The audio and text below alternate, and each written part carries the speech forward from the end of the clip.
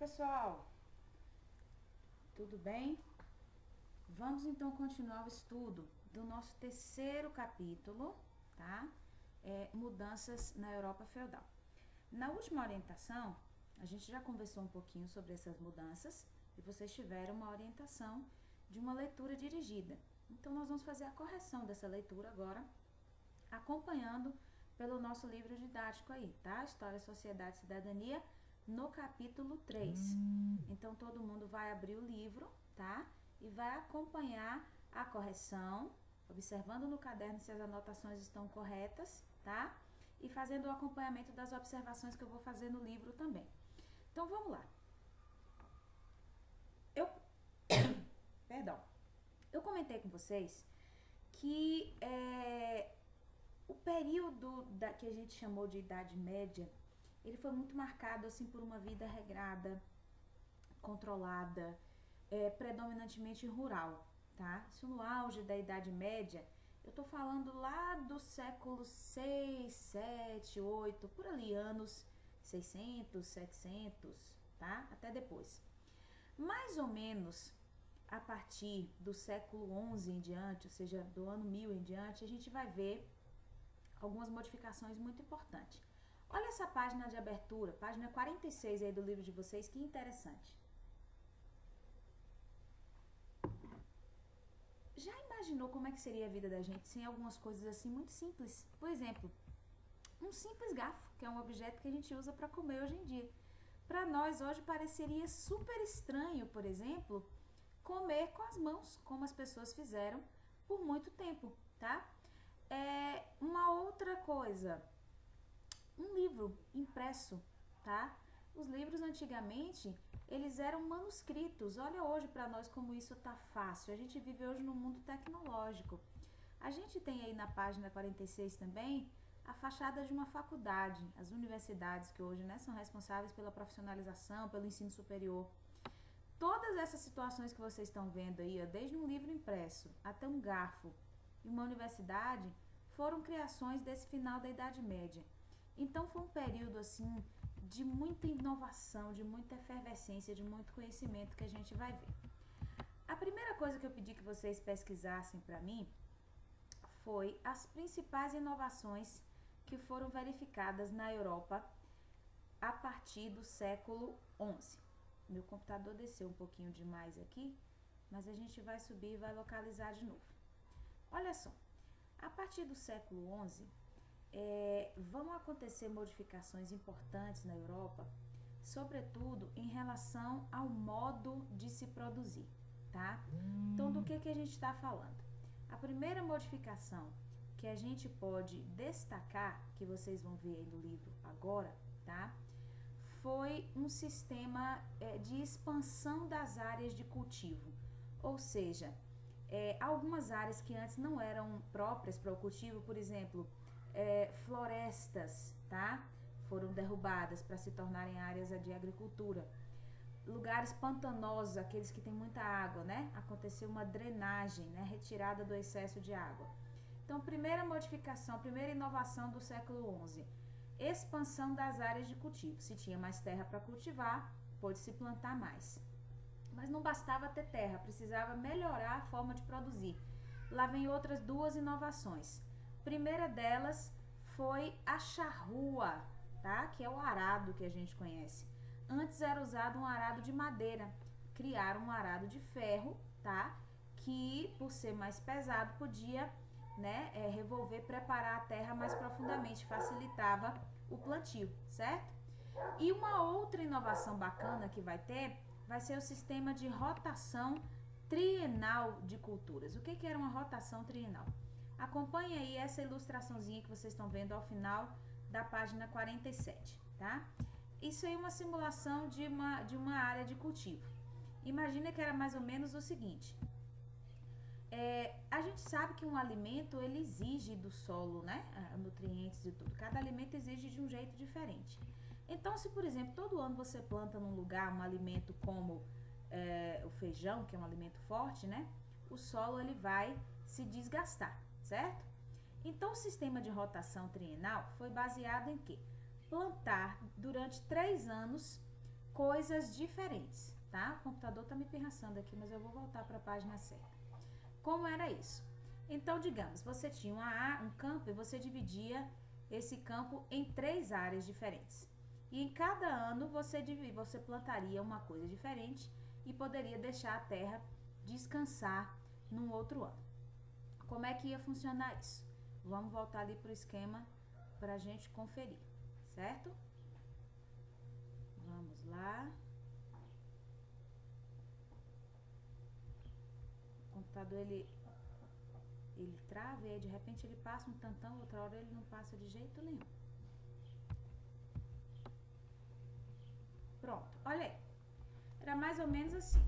Se você tinha uma terra, num ano você plantou aveia, no ano 2 você estaria plantando trigo, no ano 3 aquela terra entraria em repouso, tá? Então, trienal porque envolvia 3 anos de cultivo, tá? Então, a gente tá vendo, ó, no ano 1 aveia, ano 2 repouso, ano 3 o trigo, ou outra situação e poderia haver um repouso. Era uma forma de programar o que ia se plantar para assim não sugar tanto dos nutrientes da terra. Ou seja, então a gente teve aí, ó, respondendo a questão 1, 3 inovações da Europa no século XI, tá? A gente vai ter a questão do aumento das áreas de cultivo. Nós vamos ter também, né, o desenvolvimento de um arado diferente usando com ferro e nós vamos ter aí o sistema de rotação trienal de culturas, certo? Aí nós vamos poder destacar também outras inovações que vão acontecer, ó, um novo modo de usar o cavalo para puxar o arado, certo?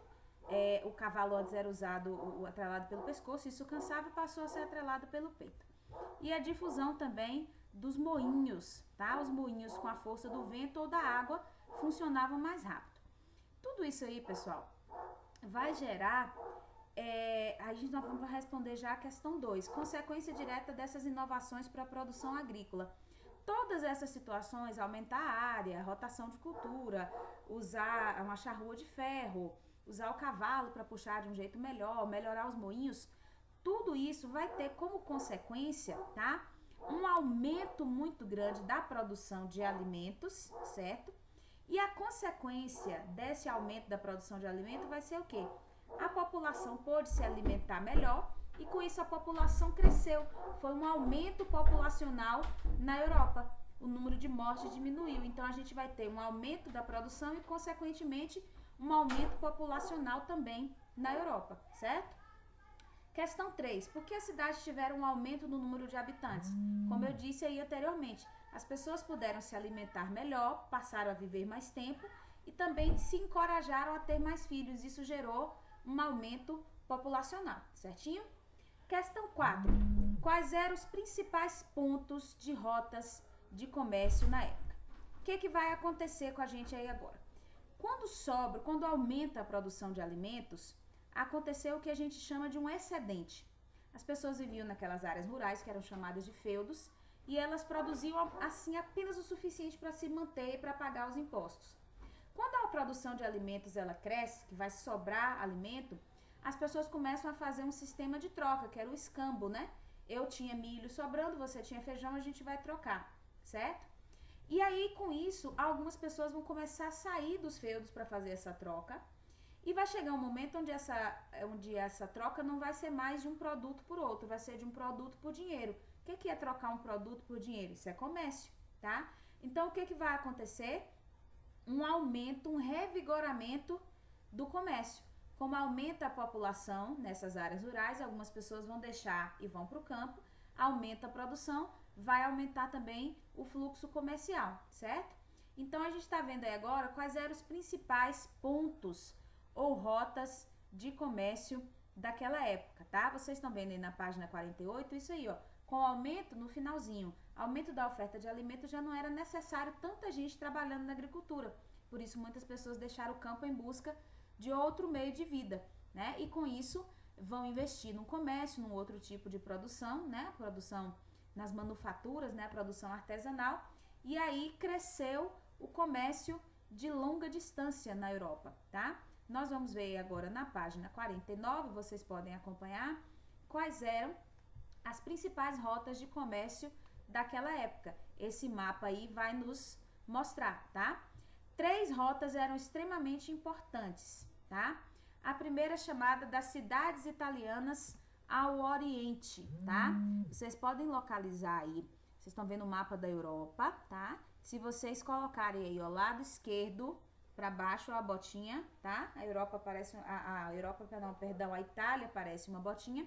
Então vocês vão ver que tá saindo um monte de linha vermelha dessas cidades italianas, ó. Florença, Roma, Nápoles, Veneza, certo? Então nós tínhamos as cidades italianas do Oriente. Uma outra rota era sul até o norte da Europa através da terra. Como assim? Sul da Europa era lá embaixo, até o norte por terra. Eram essas rotazinhas que vocês estão vendo de vermelho, certo? Cidades do norte da Europa, lá em cima, tá vendo? Na parte lá de cima da Europa. Norte fica lá em cima. Então eram essas as principais rotas de comércio que nós tínhamos, tá? Essas 3. Próximo ponto aqui é o seguinte, como é que ocorriam as feiras? Gente, feira hoje é uma das atividades econômicas mais importantes que a gente tem. Todo lugar do mundo existe feira, de um jeito ou de outro. Para nós aqui, por exemplo, a feira é uma cultura extremamente importante, né? Porque ela movimenta a agricultura familiar. Então, o que vai acontecer? Naqueles lugares que vocês viram lá no mapa da Europa, né? Naqueles caminhos ali, as linhazinhas representando, as pessoas começaram a viajar de um lugar para o outro para trocar os seus produtos. Às vezes um produto que existia na Itália não existia lá em cima na França. Então a pessoa viajava para vender. Então, com o aumento do comércio, vão surgir as feiras, tá? Agora, como é que elas ocorriam, né? Eu pedi para vocês compararem com as de hoje. As feiras medievais, gente, elas eram diferentes das de hoje. Elas duravam de 15 até 60 dias. Uma feira podia durar 2 meses, tá? Só que elas não eram constantes como hoje, que a gente tem feira semanal, alguns lugares tem feira diária. Elas aconteciam só 1 ou 2 vezes por ano. E elas reuniam pessoas que vinham de vários lugares. Então, comparando com as feiras de hoje, a feira de hoje também recebe pessoas de vários lugares diferentes. Mas a diferença é que a feira de hoje, ela acontece com mais frequência. É semanal ou diária. Porém, ela só dura um dia. Enquanto as feiras medievais, elas aconteciam só 1 ou 2 vezes no ano, mas duravam bastante tempo, até 2 meses, certinho? Pronto.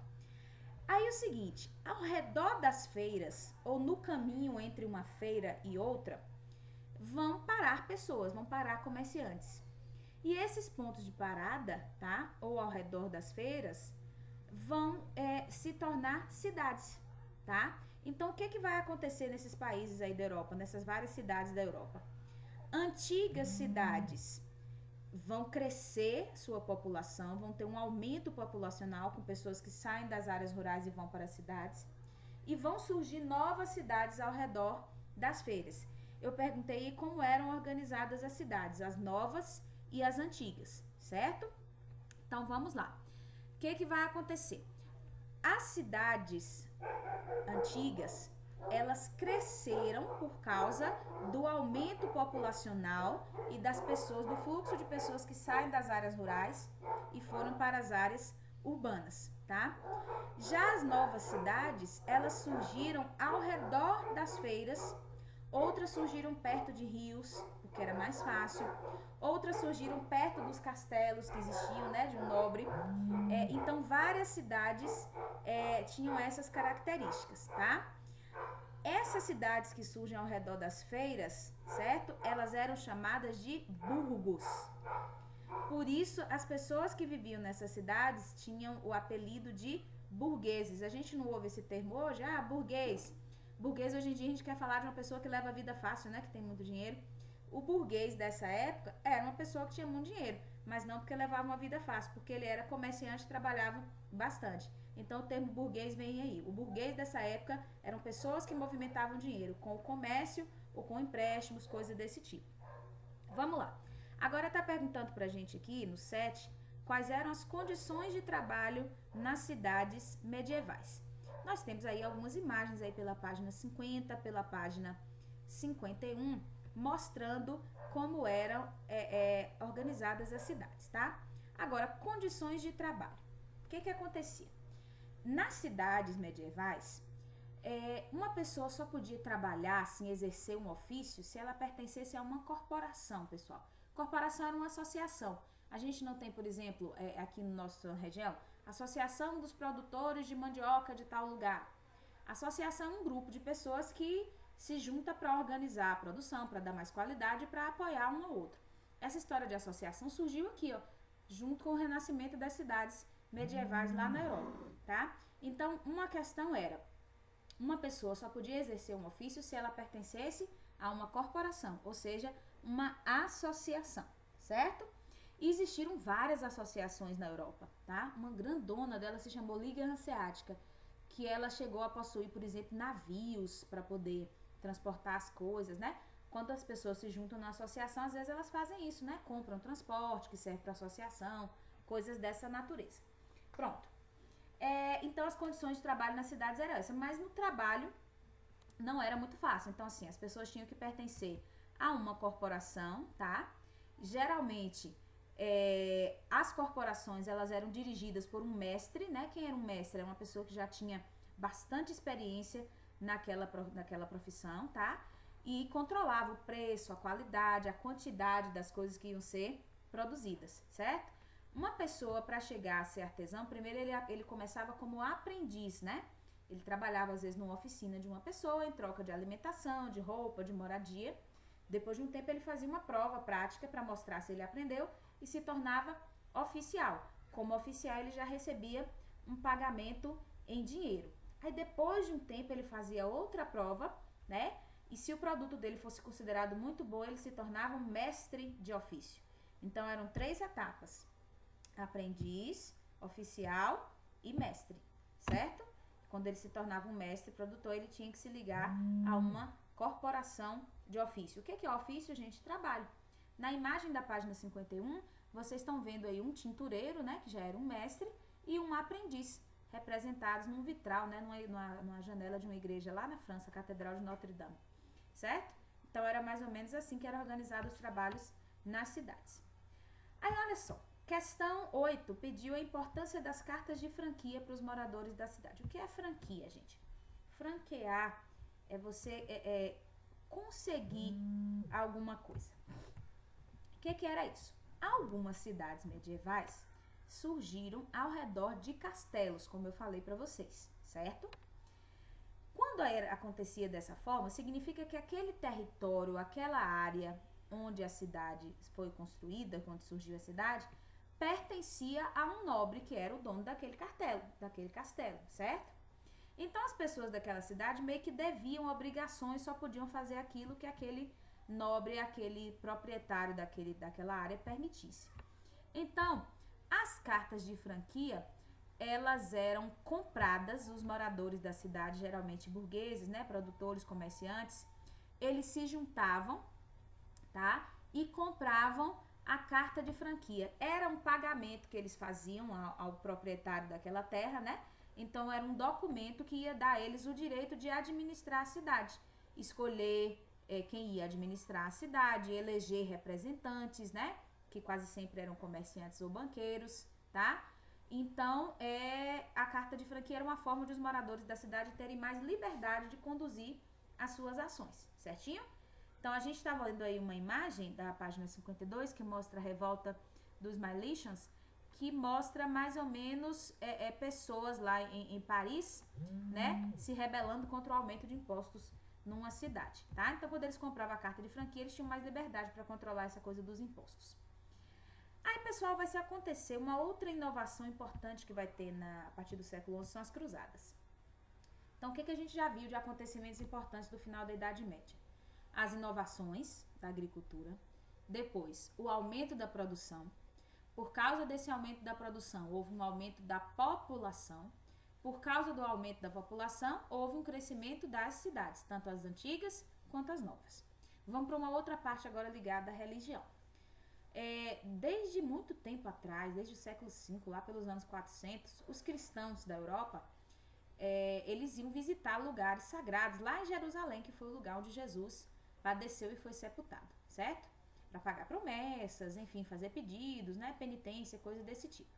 Mas essa região lá de Jerusalém, que fica lá no Oriente Médio, é uma região onde a maioria das pessoas eram judeus, não eram católicos, tá? Cristo nasceu lá, Cristo era judeu, o cristianismo veio depois dele. Muito bem. Quando foi? Só que esse fluxo de pessoas para lá, para essa região de Jerusalém, aumentava muito o comércio lá, porque naquela região era muito tradicional o comércio, né, dos artesanatos daquele povo muito bonitos. E aí, quando foi no ano 1700, os turcos, né, daquela região, e eles eram muçulmanos, era uma região onde tinha muita gente judia e outros muçulmanos, seguidores do islamismo. Os turcos dominaram Jerusalém e proibiram cristãos de visitar o túmulo de Jesus.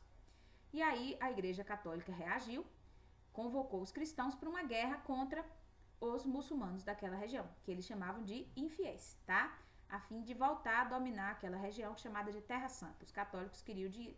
Então, no fundo, as cruzadas foi uma disputa entre católicos e muçulmanos para ver quem ia dominar a região de Jerusalém, que eles chamavam de Terra Santa. Agora tem um detalhe. Jerusalém é uma terra santa para os católicos, porque é lá que Cristo foi sepultado. É uma terra santa para os muçulmanos também, porque o profeta deles, o Maomé, teve grandes momentos importantes lá. E é uma terra santa também para os judeus, porque foi lá que Moisés também fez revelações importantes. Então, é uma terra santa para as maiores religiões do mundo. Na verdade, ninguém tem mais direito do que ninguém sobre essa terra. Lá é um território de conflito até hoje, por causa da religião.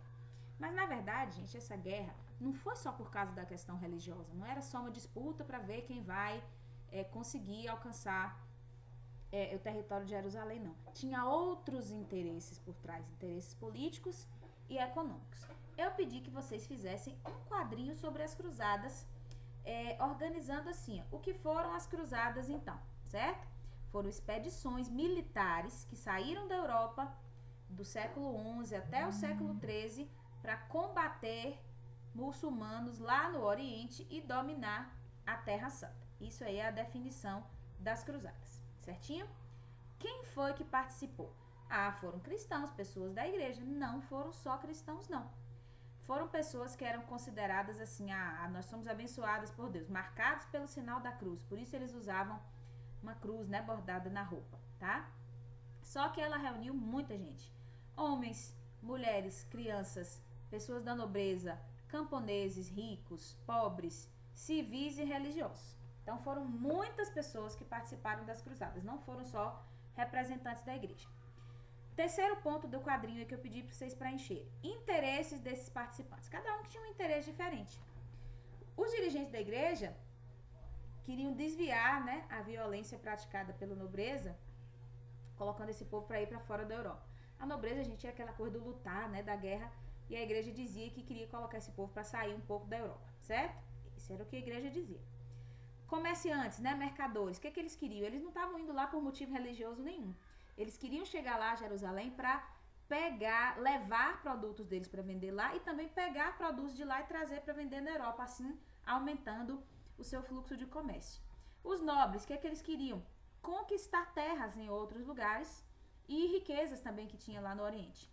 E as outras pessoas comuns aí, camponeses, né, pequenos comerciantes, essas sim iam pelo motivo religioso. Eles acreditavam que indo lá lutar com os muçulmanos, eles iam ter salvação e iam pro céu, tá? Era a crença das pessoas, que faziam uma guerra, matar os outros em nome de Deus, era correto. Era a crença da época, tá? Fatos importantes que a gente vai ter nas cruzadas. Aí fica a critério de vocês podem ter destacado várias coisas importantes aí, tá? Por exemplo, as principais cruzadas que aconteceram, certo? Que nós temos aí as datas delas lá na página 54, tá?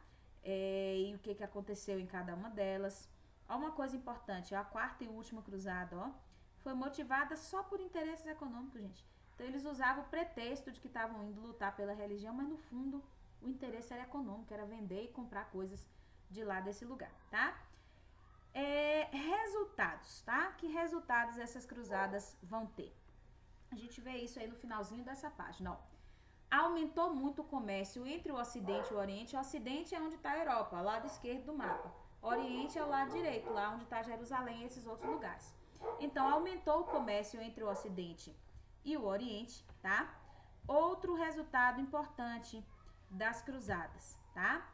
Vai ser o seguinte, deixa eu descer aqui para vocês conseguirem visualizar no seu livro também. Já desceu demais, olha. Resultados das cruzadas. Como eu disse para vocês que a questão do motivo religioso era muito mais um pretexto do que um motivo, tá? Então, no sentido religioso, não vai alterar muita coisa, não. Então, consequências que eu falei, aumentou, né, o comércio entre o Ocidente e o Oriente, uma participação bem maior dos europeus, principalmente do pessoal da Itália, no comércio de especiarias, eram produtos de luxo que tinha lá do outro lado, lá no Mediterrâneo, e o enfraquecimento da nobreza, porque gastou muito dinheiro com as cruzadas e perdeu muita coisa, certinho? Isso foram as cruzadas.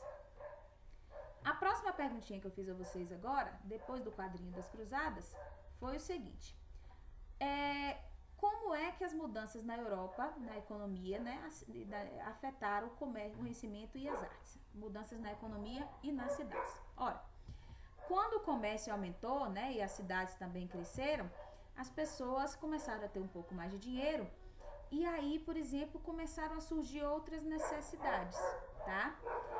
Primeiro, a necessidade de novos conhecimentos, por exemplo, na área da matemática, os comerciantes precisavam saber para fazer cálculos, tá?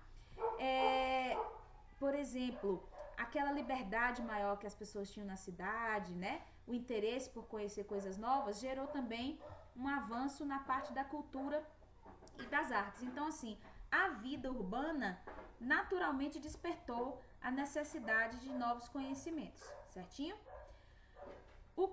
Assim, como eram organizadas as universidades, olha só, a universidade é uma instituição que nós conhecemos muito hoje, né? Todo lugar tem uma universidade, uma faculdade.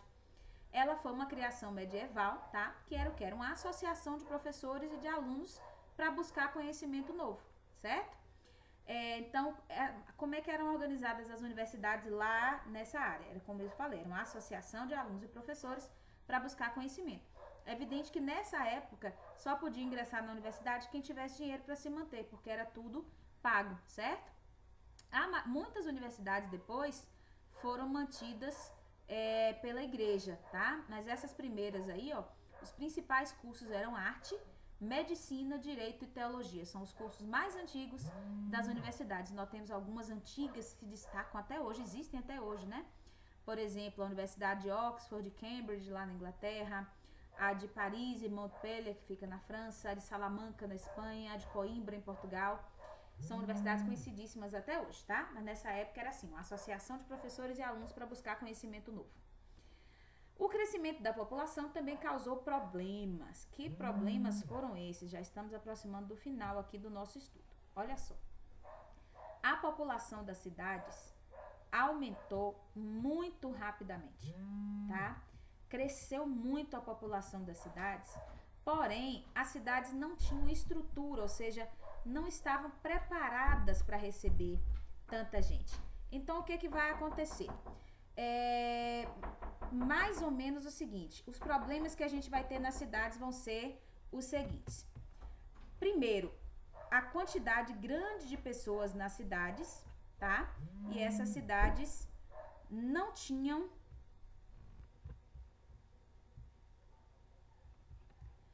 voltando então aos problemas aí que a gente tinha nas cidades, tá? Que problemas tão grandes eram esses que as cidades vão ter? Primeiro, como eu disse a vocês, as cidades cresceram sua população muito rapidamente, tá? E aí, mais ou menos a partir do século 14 para 15, ali mais ou menos nos anos 1400, né, 1300 para 1400, começou uma crise muito grande nesses lugares. Quais foram os motivos dessa crise, certo?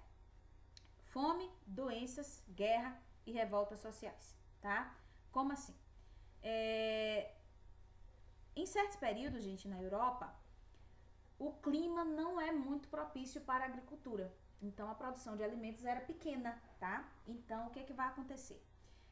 Teve um momento em que a produção cresceu, estava legal, mas tinha momentos em que a produção caía, tá? Mesmo com as novas tecnologias, mas a população continuava crescendo num ritmo bem acelerado, tá? Resultado disso é que então não tinha oferta de alimentos para todo mundo, tá? Outras questões também, tinham chuvas chamadas chuvas torrenciais, né? É aquela chuva em excesso que atrapalhava a colheita. Algumas áreas agrícolas passaram a ser usadas para a criação de animais. Tudo isso explica uma crise de fome que existiu lá na Europa, mais ou menos no século XIV, tá? Então aí, ó, que problemas foram esses, né? A gente perguntou na questão 12. Primeiro, algumas crises de produção, de abastecimento e de fome, tá? Outro problema muito grande foi o quê? As cidades cresceram rápido, tinha muita gente vivendo, mas nem todas as pessoas tinham a mesma condição e não havia muita higiene, pessoal. O que significa? Não havia rede de esgoto, as pessoas jogavam seus dejetos, cocô, xixi, a céu aberto, jogavam nos rios, tá? As casas mais pobres tinham coisas tudo assim a céu aberto, tinha latrinas, tá? Pessoas vivendo muito emboladas em alguns lugares, restos de alimentos das feiras e de outras coisas jogadas. Isso atraía muito rato, muita barata, tá? Gente, em algumas cidades da Europa, em algumas partes das cidades, era muito sujo antigamente, nessa época medieval, tá? Era uma coisa terrível. E aí, toda essa falta de higiene colaborou para uma epidemia grande que existiu na Europa, chamada Grande Peste ou Peste Negra. Olha uma comparação que nós podemos viver agora. Nós estamos vivendo agora uma pandemia. Por que pandemia? Porque ela está atingindo o mundo todo. Uma epidemia é uma doença grande que atinge um monte de gente, mas geralmente em um lugar, como foi aqui no continente europeu, tá? Então, a epidemia da peste negra atingiu a Europa e tem-se um cálculo, gente, de que mais ou menos 1/3 da população da Europa inteira morreu em mais ou menos 13 anos. A doença ela era transmitida por pulgas que picavam ratos que estavam contaminados e depois as pulgas chegavam nos seres humanos e aí alastrou, tá? Então já houve um negócio bem complicado um tempo atrás, certo? Mas causado por quê? Falta de higiene, tá? A peste negra era uma doença tão terrível, gente, as pessoas tinham muito medo porque a pessoa morria em poucos dias, tá? Ela era chamada também de peste bubônica porque o corpo da pessoa começava a se encher de bulbos, feridas abertas, a pessoa praticamente apodrecia viva e o contágio era muito pesado, tá? Então, 2 problemas que nós tivemos, crise de fome, certo? Epidemia, que foi a epidemia da peste negra e algumas revoltas sociais, certinho? Revoltas sociais por quê? Por causa da desigualdade, por causa das condições ruins, os governos não davam atenção para as pessoas, coisas desse tipo, certo? Questão 13 agora, um acontecimento marcante do final da Idade Média foi a Guerra dos 100 Anos, que foi esse conflito, seus motivos, desenrolar e resultados. A Guerra dos 100 Anos, pessoal, foi um conflito armado, uma guerra entre a França e a Inglaterra. Por que Guerra dos 100 Anos? Na verdade, durou 116 anos. Professora, como é que as pessoas conseguiram batalhar 116 anos? Não era assim, gente. Todo mundo lá trocando espada, batalha o tempo todo, não. Ela teve umas paradas. Mas o conflito, o problema entre a Inglaterra e a França ficou 116 anos para ser resolvido. Inglaterra e França sempre foram concorrentes no comércio. O que era isso? Então, vamos lá. O que foi esse conflito? Então, foi um conflito entre a França e a Inglaterra que durou 116 anos. Motivo desse conflito? A disputa pelo território, por quem ia mandar numa região, né, chamada de Flandres, que era uma região muito rica, muito importante para o comércio, tá? E um outro motivo foi o interesse que o rei da Inglaterra, o Eduardo III, tinha de também se tornar rei da França. Todo mundo resolvia as coisas na base da guerra nessa época, a gente tava disputando um território, seja lá o que fosse, era na base da guerra, certo? O desenrolar. O que vai acontecer aí? Os ingleses no início conseguiram algumas vitórias sobre a França, certo? Se animaram aí que eles iam conseguir vencer essa guerra, mas como eu disse, ela durou 116 anos, tá? Não foi uma guerra que se resolveu rapidamente, então o resultado não foi assim exatamente aquilo que parecia ser, tá? Então vocês podem se destacar aí entre o desenrolar do conflito, tá? Inicialmente, a Inglaterra vai ganhar a maior parte das batalhas, certo? E ocupar alguns domínios da França, inclusive a região, a cidade de Paris, a capital, certo? Depois de um certo tempo, tá? A França vai virar o jogo e vai conseguir vencer a guerra. Quem vai ser extremamente importante para a França vencer a guerra vai ser uma mulher, a Joana d'Arc, uma jovem, tá? que se vestiu de homem, se disfarçou de homem e teve a permissão do rei francês para chefiar um exército.